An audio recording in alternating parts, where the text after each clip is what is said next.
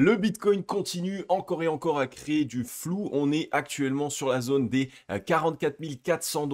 On est vraiment en train de créer une réelle indécision. Mais si vous restez bien avec moi jusqu'au bout de cette émission, vous allez voir avec moi que le marché crypto-monnaie ainsi que le Bitcoin pourrait nous offrir de très très belles opportunités d'entrée dans les quelques jours à venir, c'est-à-dire dans la semaine qui arrive. Donc restez bien avec moi jusqu'au bout de cette émission, c'est ce que je vais vous montrer de fond en comble. On va analyser ensemble le Bitcoin, on va passer le Gold, on va aller voir la Bitcoin dominance, on va passer Ethereum et on conclura cette émission par le dollar. Alors comme d'habitude les amis, si le menu vous plaît, restez bien avec moi jusqu'au bout de cette émission parce que c'est ce qu'on va aller voir tout de suite. Even when you feel low, you can still go. Even when you feel slow, you can still go. Even when there's no hope, you can still go. I never answer to no, man, I still go.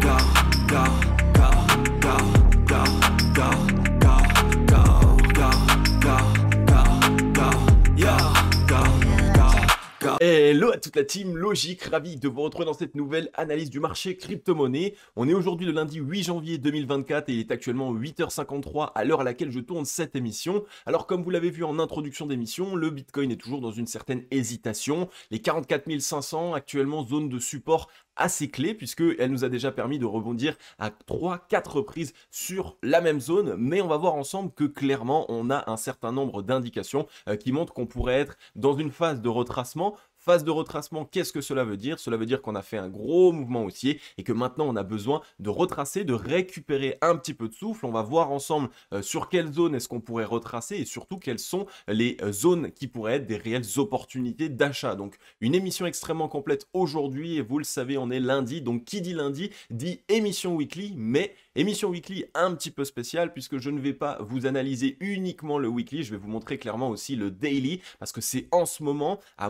court terme, j'ai envie de dire qu'on peut saisir des opportunités et le weekly est une unité de temps un petit peu trop longue. Donc ici, pour petite revue globale du marché, on a un Bitcoin qui retrace de 0,4%. Vous allez voir avec moi qu'il est toujours dans son range, qu'il est revenu chercher une fois de plus la borne haute. Donc attention au rejet vers la borne basse. Mais on voit surtout que ce simple mouvement crée de gros mouvements de panique sur les altcoins. Ethereum qui s'en sort plutôt pas mal, même si évidemment il est plus faible que le Bitcoin actuellement, moins 1,1%. Par contre maintenant, évidemment, c'est autour des altcoins qui ont bien performé ces derniers temps. Uniswap qui nous baisse de 8% quasiment, Ada Cardano moins 7,2%, Solana quasiment moins 6%, le Matic avec quasiment moins 8%. On voit le NER également qui retrace de 8,1% et le Polkadot avec moins 5%. Bref, les altcoins se prennent une petite baffe. Est-ce que ça veut tout simplement dire qu'on n'est plus en altcoin season ou alors qu'on n'a plus du tout cet objectif que les altcoins vont surperformer le Bitcoin? Non, pas du tout. C'est juste simplement ici que les altcoins ont réalisé des bien meilleures performances que le Bitcoin sur ces derniers temps et donc on assiste à un petit retracement. Et évidemment, quand le Bitcoin est faible et surtout quand on est sur des zones d'indécision, parce qu'en ce moment, vous allez voir, les investisseurs sont clairement indécis, et bien, il y a beaucoup de prises de profit qui sont faites sur les altcoins ainsi que pas mal de ventes tout simplement pour se mettre en sécurité. Donc on voit qu'en ce moment, les investisseurs sont extrêmement frileux. Donc personnellement, vous le savez, quand on est vraiment dans cette phase où on crée du flou et que les investisseurs sont frileux et qu'ils se mettent à vendre très rapidement, bien la plupart du temps, ce qu'on fait, c'est un gros mouvement baissier, rapide, efficace, qui vient sortir encore un maximum de long et surtout, qui vient tout simplement faire sortir les mains faibles, tous les investisseurs qui sont trop frileux et qui vendraient leur position. Et ensuite, on rachèterait tout le mouvement pour venir réaliser un gros short squeeze, c'est-à-dire un mouvement haussier très rapide. Donc, c'est ce qu'on va aller voir de toute façon sur le Scalpex Index. Donc, on va passer sur le Scalpex Index. Ici, on voit un Bitcoin en 4 heures. Donc, c'est-à-dire à court terme, comme vous le voyez, il ne se passe pas grand-chose. On est venu faire ici une fausse cassure haussière du range. Je vous rappelle qu'on a ici la borne de résistance aux 44 200 $ et la borne de support aux 40 686 $. On est venu faire une fausse extraction haussière. On a réintégré sous forme de M. Le M avec une très grosse mèche, vous voyez, est revenu sous le bas de range. Donc, qu'est-ce qu'on a fait? Eh bien, on est venu consolider ici sous la borne de résistance. Donc ça, c'est un signal assez intéressant. On voit qu'on est venu sortir à un maximum de short. Deux possibilités. Soit aujourd'hui, on vient rapidement avec une mèche sortir cette petite zone de liquidation et ensuite on vient réaliser le mouvement baissier, d'accord? Donc ça, ce serait la première possibilité. Deuxième possibilité, eh bien on se fait directement rejeter d'ici et on va chercher la borne basse ainsi que un petit peu plus bas puisque eh bien on a shorti tous les shorts avec ce faux mouvement haussier, d'accord? Donc très intéressant. On voit qu'on est toujours dans un range. Attention, du coup, on est en borne haute et on a déjà bien retracé sur les alts. Donc, autant vous dire que si on vient faire le mouvement baissier, recombler la mèche aux 40 300 $, eh bien, ça pourrait faire assez mal sur les alts puisque ça donnerait encore une correction de 8 à 10% par rapport à ce que je vise sur le Bitcoin à court et moyen terme. Donc, ça pourrait faire encore un petit peu de dégâts sur les altcoins. Donc, soyez prudents évidemment pour les personnes qui sont en train de chercher des opportunités d'achat. On risque d'en avoir, mais ne soyez pas trop impatients. Ce qui veut dire que n'essayez pas de tout acheter au même endroit en pensant acheter le bottom ultime. Prenez votre capital d'investissement, divisez-le en plusieurs enveloppes. Imaginons, divisez-le par 5 et mettez-vous 5 zones d'achat intéressantes. Imaginons, voilà, 41 800, 40 600, les 40 000 $, les 39 500. Et donc là, vous aurez 4 opportunités. Vous pourrez tout simplement définir vos zones d'ouverture de position. Donc voilà, en 4 heures, rien à dire de plus. Grosse consolidation. Vous le savez, quand on consolide de la borne basse vers la borne haute, quand la Bitcoin dominance continue de chuter, eh bien, ça vient tout simplement être bénéfique, on va dire, aux altcoins. Par contre, évidemment, quand on se fait rejeter de la borne haute pour aller vers la borne basse, eh bien, c'est à ce moment-là où ça peut être un retracement sur les altcoins. Donc, on continue la consolidation. Qui dit qu'on reste dans le range dit que, évidemment,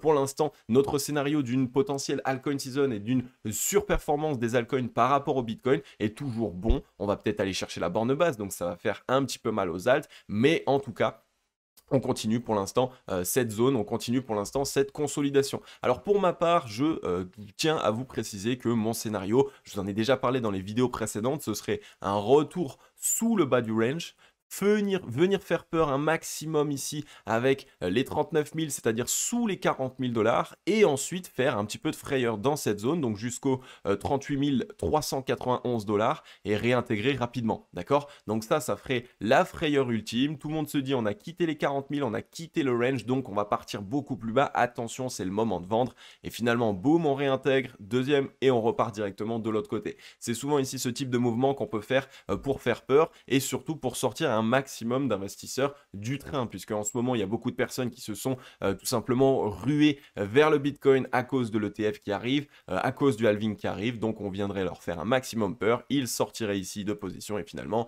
on repartirait directement de l'autre côté. Donc, tout ça, ça peut s'appuyer en partie grâce aux liquidations. Donc, on est ici sur les liquidations. On avait eu un mouvement baissier assez important le 3 janvier 2024. Donc, on parle de cette grosse mèche à ce niveau-là, hein, qui est revenu jusqu'aux 40 216 $. Et comme vous le voyez, hein, on est à peine passé de la borne haute à la borne basse du range et on est venu liquider 520 millions de dollars de position longue. Donc, je vous en ai déjà parlé. Les liquidations sont extrêmement importantes. Elles nous permettent de savoir quand est-ce que les whales, donc les gros portefeuilles, ont atteint un pic de liquidation, un objectif de liquidation. Et là, clairement, il faut comprendre que tout ce qui se passe au-dessus de 350 millions de dollars de position liquidée, que ce soit du short ou du long, on appelle ça un pic de liquidation, un objectif de liquidation qui a été atteint. Donc le premier objectif de liquidation longue a été atteint le 3 janvier. On voit que là, eh bien, on est en train de tester la demande. Ça veut dire qu'on continue à être dans le range et de voir si ce sont plutôt les acheteurs qui se positionnent massivement ou les vendeurs, afin évidemment de pouvoir aller les sortir un maximum. Et on voit que voilà, sur ce test de la demande, on est toujours en train de liquider des longues. Tous les jours, on est quasiment sur 70-80 millions de dollars de position longue. Donc on est peut-être encore dans cet objectif de liquider des longues et d'aller chercher le fameux pic du milliard de liquidation, donc un deuxième pic de 400-500 millions de dollars de position longue à aller chercher avant un potentiel retournement. Je vous rappelle que évidemment, si on se met en haul, les précédents gros pics de liquidation, donc depuis le 3 janvier, eh bien on avait eu ici un premier long, encore une fois, le 11 décembre, 450 millions de dollars de position longue liquidée, et avant ça, eh bien c'était les shorts auxquels on s'attaquait. On était venu chercher ici, donc au 4 décembre, on était venu chercher 500 millions de dollars de position short. Ici, on est venu 272 millions le 9 novembre et on était venu chercher 275 millions le 23 octobre. Donc, on voit qu'en ce moment, on s'attaque un petit peu plus aux longues. On a eu 2 pics de liquidation longues assez importants. Donc, soit on est en train de préparer un dernier, soit on va faire vraiment un bear trap. Ça veut dire qu'on va faire une fausse cassure baissière, réintégration très rapide. Et donc, ça va permettre de liquider un petit peu de longue, mais surtout par la suite, de venir liquider un maximum de short juste derrière. Donc, voilà pour les liquidations. Vous voyez que ça appuie bien ce qu'on est en train de se dire. Oui, en ce moment, les whales sont dans un objectif de liquidation longue. Un premier objectif a été atteint avec ce pic de 520 millions. Donc, on va bien surveiller ce qu'il se passe. En ce moment, le marché teste la demande. Donc, soit on est tout simplement en train de faire peur et on on va réintégrer très rapidement et même pas aller chercher les 39 000 $ comme je les attends, soit évidemment on va aller chercher les 39 000 $ pour créer encore un dernier mouvement de peur et de panique et ensuite on risque de repartir. Donc ça pourrait nous offrir de très très belles opportunités, même si avec la correction actuelle, on a déjà des opportunités qui sont vachement intéressantes. On va passer directement sur les graphiques. Juste avant les amis, je tenais juste à vous remercier tous et toutes pour tout ce que vous faites, pour vos likes, vos partages, vos commentaires. Vraiment, vous êtes en train de brûler la chaîne, ça fait extrêmement plaisir. La chaîne se développe énormément bien et surtout, je sais à quel point, eh bien, actuellement, la Team Logic, c'est-à-dire ma communauté, vous êtes les meilleurs. Vous êtes vraiment extrêmement assidus, vous avez vraiment envie d'en apprendre un maximum et donc ça me fait extrêmement plaisir. Donc pour toutes les personnes qui en êtes encore là et qui n'êtes toujours pas abonnées, et je parle ici de 74% des personnes qui regardent des vidéos au quotidien, eh bien vous n'êtes toujours pas abonnés, n'hésitez pas, rejoignez la grande Team Logic, abonnez-vous, activez la cloche. Vous avez tout à y gagner les amis, je vous partage des analyses techniques totalement gratuites sur Telegram, je vous partage mes propres prises de position, mes propres prises de décision, je vous partage tout ce qu'il faut pour que vous, de votre côté, vous puissiez surfer le bull run. On est actuellement en 2024, donc on a 2 ans potentiel de bull run, 2024, 2025, peut-être même une petite partie en 2026. Donc autant vous dire qu'on a de gros résultats à aller chercher ensemble. Et si vous souhaitez les amis, comme vous le savez, je suis en train de vous préparer une très très grosse surprise. Une surprise qui n'a encore jamais été faite sur le marché crypto et que pourtant vous avez été beaucoup à demander en abondance. Donc vraiment les amis, si vous ne voulez pas rater cette surprise, abonnez-vous, activez la cloche, elle arrive d'ici peu et ça va vraiment être un game changer pour vous pour cette année 2024. Donc je vais pas en dire plus, n'hésitez pas, rejoignez la grande Team Logic et on va passer directement sur le Bitcoin. Alors on va voir juste la petite clôture hebdomadaire qui a eu lieu, grosse clôture ici avec pas mal de combats. On est venu chercher au plus haut les 45 947, quasiment les 46 000 et au plus bas les 39 519. On voit que c'est quand même un très très gros gap puisqu'en une bougie on a fait 13% de performance, ce qui est énorme en ce moment puisqu'on était plutôt sur une volatilité faible, donc à surveiller. Maintenant, comme vous le voyez, ce type de chandelier ici, c'est un chandelier d'indécision. Donc, on est vraiment allé chercher tout le monde. On a cherché les longues au-dessus du range. Et on a cherché les shorts en dessous du range. Donc, ce qui veut dire qu'actuellement, on a cherché tout le monde, et les longues et les shorts. Donc, je pense qu'on va continuer le range, la consolidation pour l'instant, afin de venir une fois de plus accumuler de nouveau soit beaucoup de longues, soit beaucoup de shorts et prendre une décision. Donc là, on est venu passer sous les shorts du range. Donc ça, c'est une bonne chose. Maintenant, attention, quand on a ce type de chandelier qui vient chercher et les longues et les shorts, il nous faut absolument surveiller la semaine d'après, c'est-à-dire la semaine actuelle. Si ce chandelier japonais repasse sous les 42 100 $, alors on a de fortes probabilités pour aller directement par la suite, à minima, recombler la mèche des 39 519. Et autant vous dire que si on fait ça, vous voyez, c'est un petit peu la porte ouverte à aller chercher légèrement plus bas. Si on voit un chandelier japonais plutôt baissier et qu'on clôture sous les 41 415, c'est-à-dire le plus bas de la semaine d'avant le chandelier japonais d'indécision, pareil, ce sera extrêmement bearish. Maintenant, à l'inverse, évidemment, si on casse le range et qu'on arrive à trouver clôture au-delà des 45 600, donc quasiment les 46 000 $, là, à ce moment-là, ce sera la possibilité d'arriver d'abord dans ma zone de rechargement vendeuse et ensuite se retourner ici. Ça me ferait beaucoup plus chier, c'est le cas de le dire, de se faire rejeter de cette zone puisque ce serait ici une zone stratégique pour les shorts de vraiment pouvoir nous rejeter fortement et un potentiel retour plus bas, c'est-à-dire qu'on pourrait retester 35 000, voire même 30 000 puisque c'est vraiment les zones de support, les zones qu'on a cassées. Donc, je préférais largement qu'on se retourne maintenant, qu'on vienne chercher un petit peu de frayeur sous les 40 000 et ensuite on rebondisse pour aller s'attaquer à la zone de rechargement acheteuse et potentiellement même s'en affranchir. Donc, on va bien surveiller tout ça.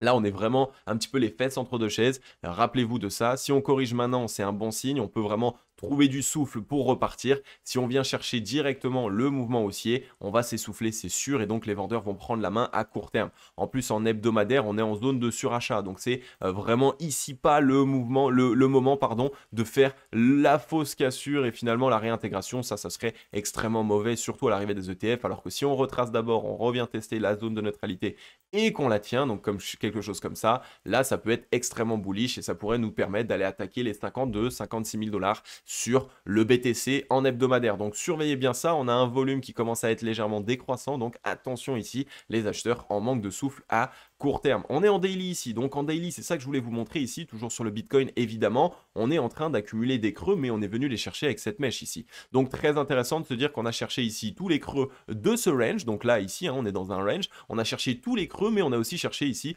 toutes les positions short qui pouvaient tout simplement être positionnées. Donc dans ce range, pour l'instant, on a sorti tout le monde. Long, short, tout le monde est sorti. Donc ce qu'on va faire, je pense, c'est qu'on va continuer de tester la demande jusqu'à avoir une réaction du marché, et à ce moment-là, on pourra savoir si il y a plus de stops qui s'accumulent du côté des longues, des shorts, pardon, non des longues, excusez-moi, ou s'il y a plus de stops tout simplement qui s'accumulent du côté des longues. C'est-à-dire que évidemment, si les longues s'accumulent en dessous, on va aller d'abord chercher les longues, et à l'inverse, si ce sont plutôt les shorts, on va d'abord aller chercher les shorts et ensuite aller chercher tout simplement sous le range. Donc ici en daily, comme vous le voyez, on est toujours dans cette indécision puisque maintenant on est venu chercher à la fois les longues, à la fois les shorts. Donc deux possibilités, et là c'est là où vous voyez qu'on est vraiment les fesses entre deux chaises. Soit on continue ce range sans faire trop mal au Bitcoin, c'est-à-dire qu'on fait des petits rebonds, on vient chercher la borne basse tranquillement, puis on rebondit, ce qui là pourrait être plutôt efficace pour les alts, ce qui pourrait permettre aux alts de réaliser tout de même des performances haussières, ou alors on vient tout de suite retracer, faire ce mouvement de frayeur comme je vous l'ai dit, alors là je l'ai fait un petit peu trop bas, mais il nous ramènerait à peu près ici, et ensuite on réintègre, et là à ce moment-là, eh bien les altcoins ont saigné évidemment sur ce mouvement baissier, mais par la suite, quand on trouvera ce rebond à ce niveau-là, les altcoins vont surperformer le Bitcoin, ok?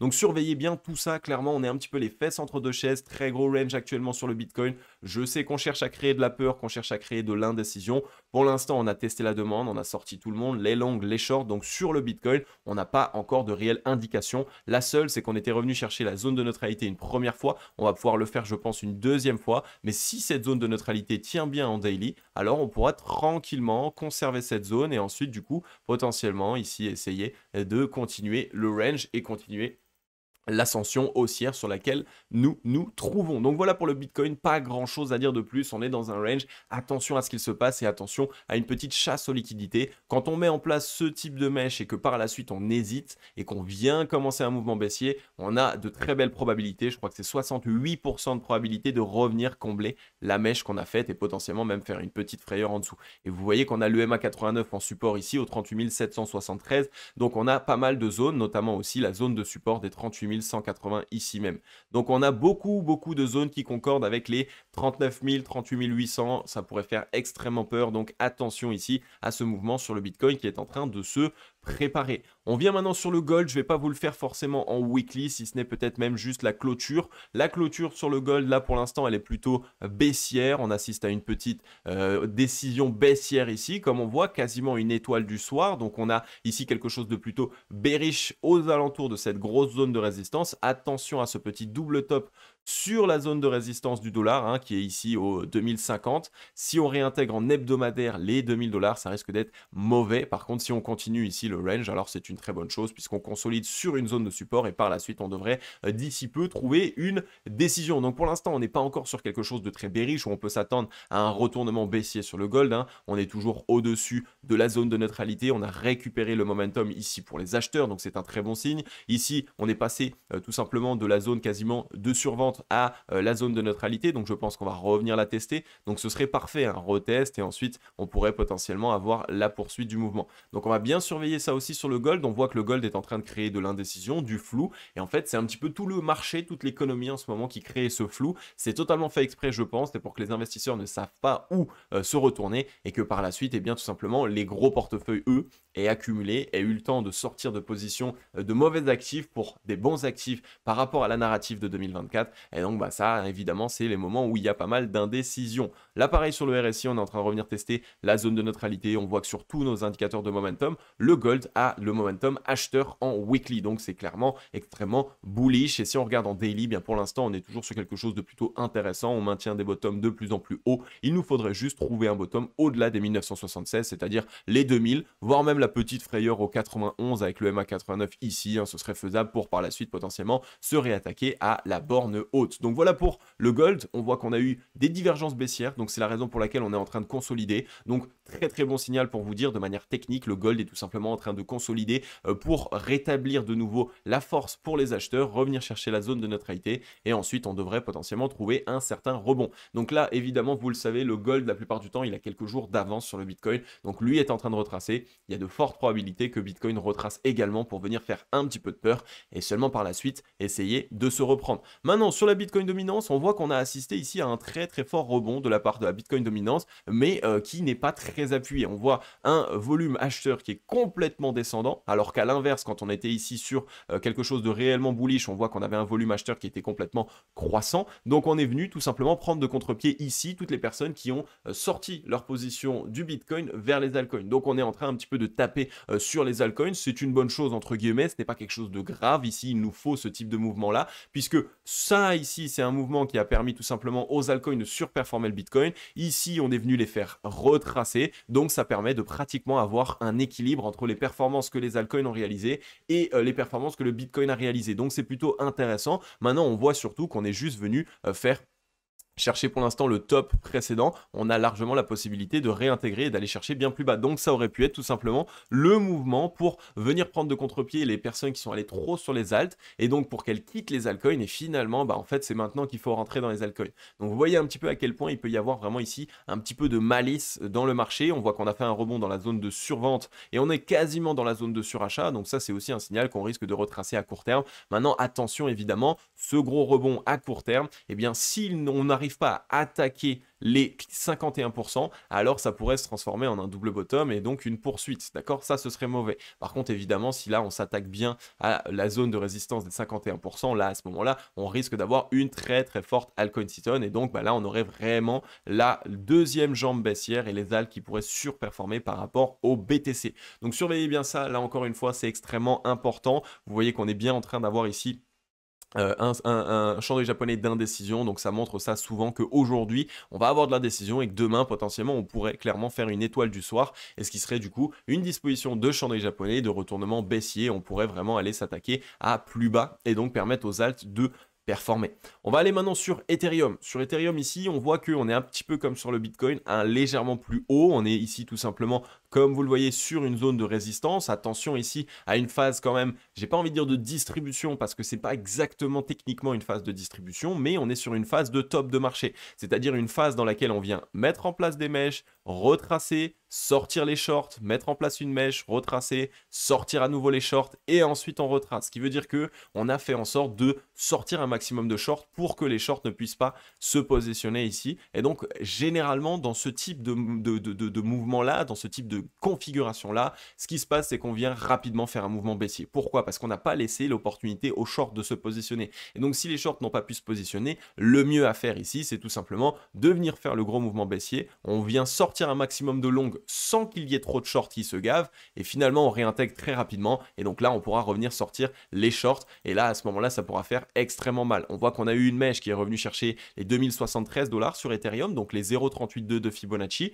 Personnellement je pense que pour souffler encore un petit peu on pourrait revenir combler cette mèche et revenir à nouveau tester les 0,382, mais écoutez Ethereum pour l'instant se montre assez fort donc on va bien surveiller ça. Soit on tient les 0,382 ce qui serait un très bon signal, soit malheureusement vous le savez si on a un mouvement baissier un petit peu plus important, alors on pourrait revenir chercher les mèches ici entre 1909 et la zone de rechargement acheteuse des 1724 $, retester ce wake-up check, c'est-à-dire retester tout simplement la ligne de coup du double bottom de reprise, d'accord? Donc ce serait ici cette zone, d'accord? Donc on va bien surveiller tout ça. Pour l'instant, ce n'est pas exactement les signaux que j'ai de voir un gros retracement, mais on reste toujours prudent évidemment par rapport à tous les scénarios possibles. On est en train de s'attaquer à la zone de neutralité, donc attention, si on la casse, on pourrait du coup avoir le momentum qui se déverse pour les vendeurs et donc un mouvement baissier un petit peu plus important, nous ramener chercher les 1894, quasiment un 1900 $ sur Ethereum. Donc prudence, personnellement, je reste prudent sur l'actif. Je sais qu'en ce moment, je suis en train de vouloir renflouer à nouveau. J'ai réussi à faire de nouveau des nouvelles liquidités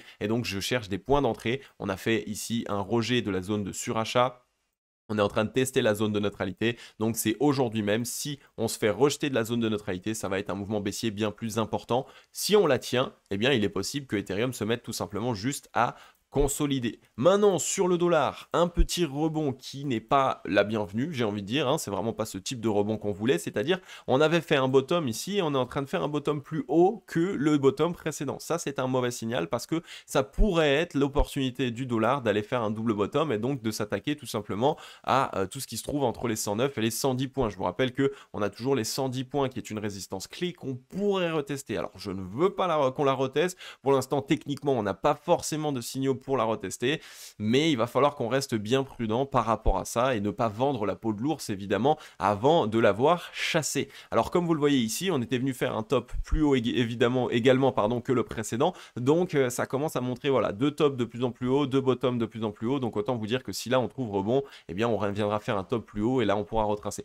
Donc attention à ça, ça nous remettrait en weekly dans une dynamique haussière et ce n'est pas ce que je veux. On a pour l'instant trouvé un rebond sur une zone de support clé également qui est ici les 101 points, hein. C'est vraiment la zone qui nous a fait ici permis de rebondir une fois, deux fois, trois fois, quatre fois, cinq fois. Donc pour l'instant on est vraiment sur une grosse zone de support, donc attention, on est repassé sous la zone de neutralité. Donc pour l'instant le momentum il est toujours gagné par les vendeurs en weekly, donc à long terme sur le dollar, mais attention à ne pas regagner la zone de neutralité, d'accord? On peut revenir la tester, d'accord? Ça ce serait faisable, là, ici on reteste et finalement on voudrait se faire rejeter, donc là on reteste et finalement on veut se faire rejeter. Si ce n'est pas le cas, ça pourrait être très mauvais. Donc là aussi sur le dollar, on est les fesses entre deux chaises, il va falloir qu'on attende certains signaux graphiques et techniques. Maintenant si on regarde ici sur le RSI, pour l'instant, on n'est pas sur quelque chose de forcément très très boule puisqu'on est toujours sous la zone de neutralité, ce qui veut dire que ici, on a bien essoufflé un maximum d'acheteurs et donc on voit que pour l'instant là on pourrait avoir un rebond court terme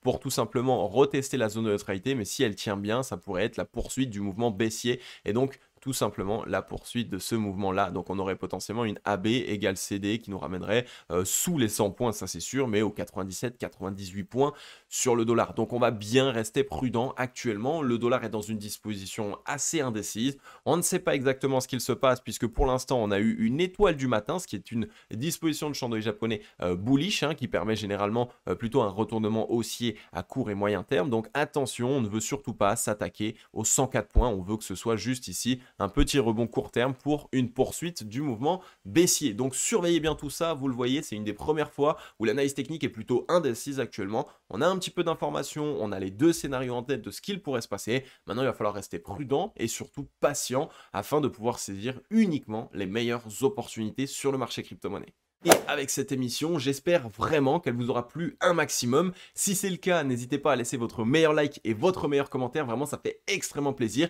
Et surtout, pour toutes les personnes qui n'ont pas encore rejoint le groupe Telegram, n'hésitez pas, rejoignez-nous, c'est totalement gratuit. Mais c'est vraiment dans ce groupe que je suis le plus présent. Je parle avec vous tous les jours, je réponds à vos questions, je réponds à vos analyses, je vous partage mes propres analyses. Bref, c'est vraiment dans le groupe Telegram que je trouve que j'ai le plus de possibilités de discuter avec vous, d'échanger, d'être vraiment au contact de la communauté. Donc c'est là-bas où je suis en train d'essayer de développer la Team Logic. N'hésitez pas les amis, si vous voulez, rejoignez-nous. Vraiment, vous allez avoir un maximum d'informations condensées au même endroit et ça va vous aider à faire la différence sur cette année 2024, mais surtout sur le marché crypto-monnaie. Donc en tout cas les amis, ça m'a fait extrêmement plaisir de vous faire cette émission. On se dit à très vite. N'oubliez pas que j'ai une très très grosse surprise qui arrive dans les prochaines semaines. Donc vraiment les amis, restez à l'affût. Et comme d'habitude, je vais vous souhaiter à tous et à toutes une agréable journée ou une agréable soirée. C'était Crypto Logic. Ciao, bye bye.